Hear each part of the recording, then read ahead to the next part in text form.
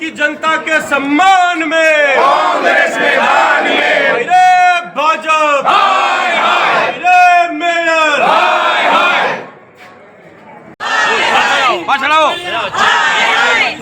अरे न माने हाय हाय तो कर रे हाय हाय टीमोटी हाय हाय इसका लगती भाई देखा हाय हाय न जुओ हाय हाय को मरिया हाय हाय को मरिया हाय हाय मॉडल हाय हाय विकास मॉडल हाय हाय भाजपा तूने क्या किया अहमदाबाद को बदनाम किया भाजपा तूने क्या किया अहमदाबाद को बदनाम किया भाजपा तूने क्या किया अहमदाबाद को बदनाम किया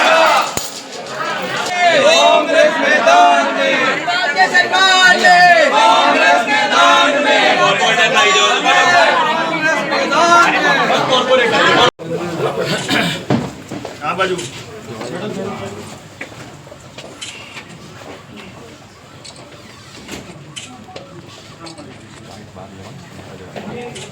भारतीय जनता पार्टी खुद की पीठ थपथपाने के लिए बड़े बड़े दावे करती है कि कॉमनवेल्थ गेम्स और ओलंपिक गेम्स को अहमदाबाद शहर में किया जाएगा। वही दूसरी ओर बात तो ये है कि अहमदाबाद शहर जिसको स्मार्ट सिटी का टैग दिया जाता है, गुजरात मॉडल की सबसे बड़ी महानगर पालिका में अहमदाबाद शहर में भारतीय जनता पार्टी और अहमदाबाद म्युनिसिपल कॉरपोरेशन इस प्रकार का पानी अहमदाबाद शहर की जनता को पिला रहे हैं। पॉल्यूशन वाला पानी अहमदाबाद के कई विस्तारों में आ रहा है और अहमदाबाद म्युनिसिपल कॉरपोरेशन के अधिकारी कहीं ना कहीं आयोजनों में मस्त है और व्यस्त है।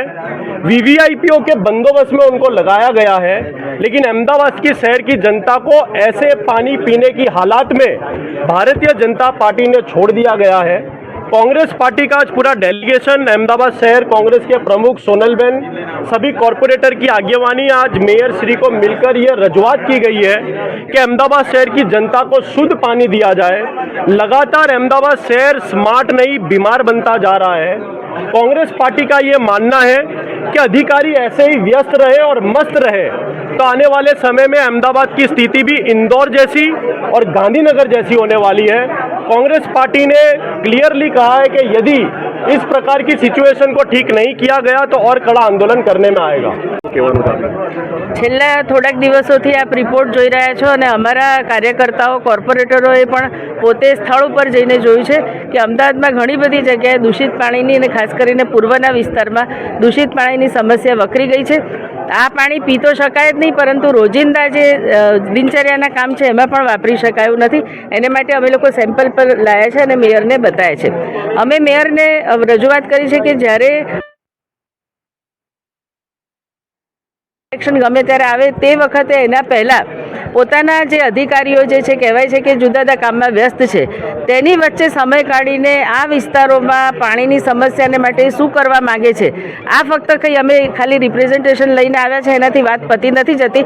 અમે એમની પાસેથી જવાબ માગીએ છીએ કે તમારી પાસે એનો એક્શન પ્લાન શું છે, તમે એને માટે કેવી રીતે શોર્ટ ટર્મ અને લોંગ ટર્મ આને કેવી રીતે ડીલ કરવા માગો છો, એનો અમે જવાબ એમની પાસે માગી રહ્યા છે। અને અમારા આગેવાનો કોર્પોરેટરોને બોલાવે, વાતચીત કરે અને જો એ ફરીથી વાતચીતથી અમને સમાધાન નહીં થાય તો અમે અહીં આગળ એમની પાસે જવાબ માંગવા ફરીથી આવીશું।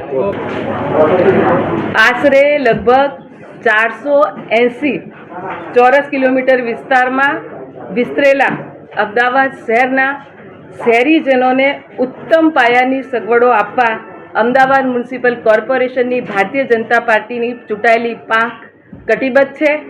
એની સાથે સાથે શહેરમાં કુલ 3570 કિલોમીટર ડ્રેનેજ નેટવર્ક અને 5525 કિલોમીટર વોટર નેટવર્ક અત્યારે હૈયાત છે। તેમજ સદર વોટર અને ડ્રેનેજના મેન્ટેનન્સની જે કામગીરી છે એ ઝોન અને વોર્ડ લેવલે કરવામાં આવે છે। અને આ ઉપરાંત અમદાવાદ મ્યુનિસિપલ કોર્પોરેશનના વોટર ડિસ્ટ્રીબ્યુશન સ્ટેશન અને બોરવેલમાંથી સપ્લાય થતા પાણીને નિયમિત ક્લોરિનેશન પણ કરવામાં આવે છે। એની સાથે સાથે પાણીના પોલ્યુશન અંગેની કોઈક નાની મોટી કોઈક ફરિયાદ હોય તો એ ફરિયાદોને ઝોન લેવલે ઇજનેર અને હેલ્થ વિભાગ દ્વારા યોગ્ય નિકાલ કરવામાં આવે છે।